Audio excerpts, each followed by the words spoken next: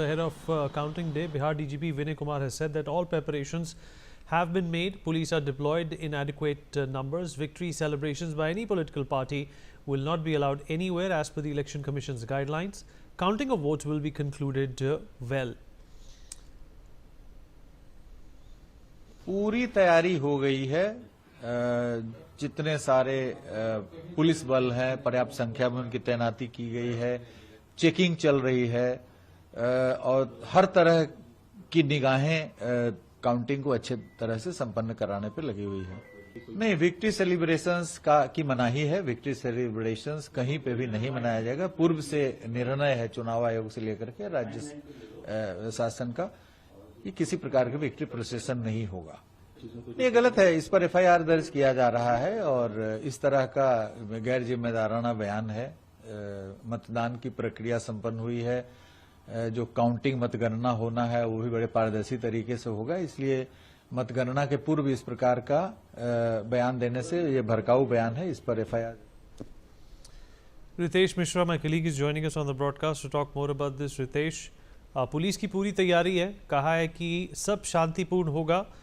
Election commission ने भी कहा है कि किसी को भी जोरों शोरों से जश्न बनाने की आज़ादी नहीं दी जाएगी। कल का चुनाव बहुत ही अहमियत रखता है, खासकर एनडीए के लिए, क्योंकि वापसी करने की उनकी जो गुंजाइश है वो एग्जिट पोल्स के द्वारा साबित हो ही चुकी है। महागठबंधन को लेकर भी पुलिस चौकन्नी रहेगी, क्योंकि हमने कुछ पैनलिस्ट से भी बात करी जो महागठबंधन को समर्थन देते हैं और वो कह रहे थे कि वोट चोरी का मामला भी वो एक तरह से उसको लेके भी वो चिंतित हैं। तो कहीं ना कहीं पुलिस को इस बात का ध्यान रखना होगा। अब बिल्कुल पुलिस जो है वो पूरी तरीके से हाई अलर्ट पर है, क्योंकि देखिए कि कल से ही ये बातें निकलकर सामने आ रही हैं। क्योंकि एसआईआर के मुद्दे पर आपने देखा है किस तरीके से इलेक्शन कमीशन जो है वो बिहार में घिरा हुआ था। इलेक्शन के दौरान ही तेजस्वी यादव ने कहा कि इलेक्शन कमीशन की जो नीयत है वो सही नहीं है। तो इस तरह की चीजें जो है वो लगातार सामने आ रही हैं। अब सोशल मीडिया प्लेटफॉर्म पर आरजेडी ने ये आरोप लगा दिया है कि जितने भी स्ट्रांग रूम हैं वहां पे जितने भी सीसीटीवी कैमरे लगाए गए हैं उसे कभी कभी बंद कर दिया जा रहा है। फिर कल सासाराम से तस्वीर आई कि एक ट्रक जो है वो स्ट्रांग रूम के अंदर चला जाता है, वो खाली बक्सों के साथ। तो इस तरह से कई सारी चीजें जो हैं वो निकलकर सामने आ रही हैं। तेजस्वी यादव कह रहे हैं अपने कार्यकर्ताओं से, वो मैसेज उन्हें कन्वे कर रहे हैं कि आप अपने अपने जो भी काउंटिंग सेंटर है वहां पर पूरी जो कार्यकर्ताओं की फौज है उसके साथ रहें।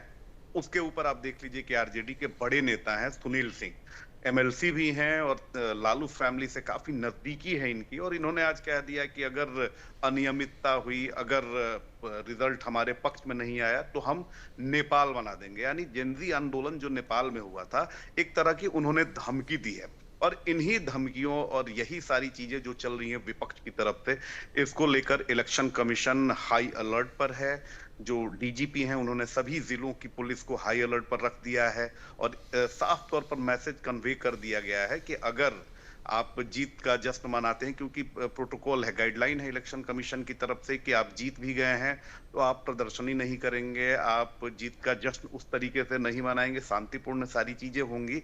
लेकिन इसके बावजूद भी अगर कोई नहीं मानता है, क्योंकि देखा जाता है कि हार के बाद कई सारे जो प्रत्याशी होते हैं, उनके समर्थक होते हैं, वो उग्र हो जाते हैं, तोड़फोड़ करने लगते हैं।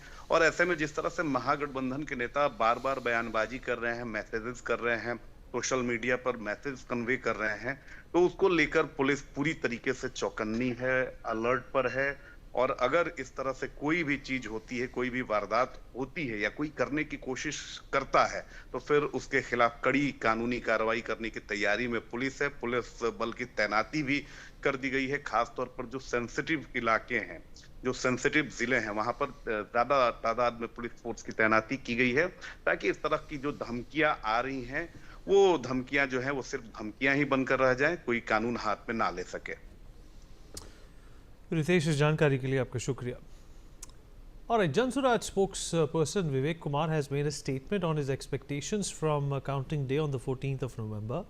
He said, and I quote, "We are confident that for the first time in 30 to 35 years, the people of Bihar are winning in a state where votes have always been caste-based and religion-based. For the first time in 40 years, the government opened its coffers." Listen in. हम इस बात को लेकर आश्वस्त हैं कि पिछले 30-35 साल में पहली बार बिहार की जनता जीत रही है। चुनाव के पहले भी बिहार की जनता जीती।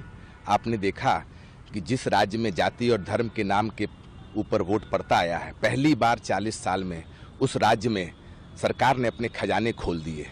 इतना डर लगा कि भैया अगर हम लोग काम नहीं किए हैं और खजाना नहीं खोलेंगे तो जो नया विकल्प आया है उसको वोट पड़ जाएगा।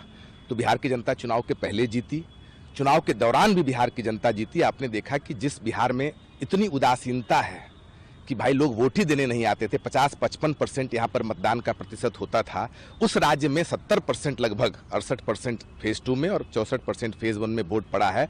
वो दिखाता है कि एक नए विकल्प जन स्वराज के आने से बिहार में जो वोटिंग को लेकर उदासीनता थी वो उत्साह में बदल गया है। तो बिहार की जनता कल जीतने वाली है और ये आप कल देखेंगे। हम इस बात को ले Abhishek Singh, my colleague, still with us. Abhishek, Jan Swaraj, of course, are extremely optimistic about their chances, but the fact of the matter is that most of the exit polls that are out at this point in time are not giving even a bleak of a hope to the Prashant Kishore led outfit.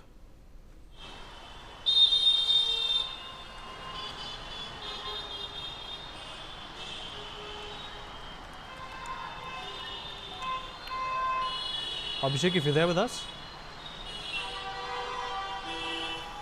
Yes. Abhishek, Jan Swaraj highly optimistic about their chances, but the exit polls are, predicting exactly opposite of this optimism, not giving Jan Swaraj too much of a leeway in these elections.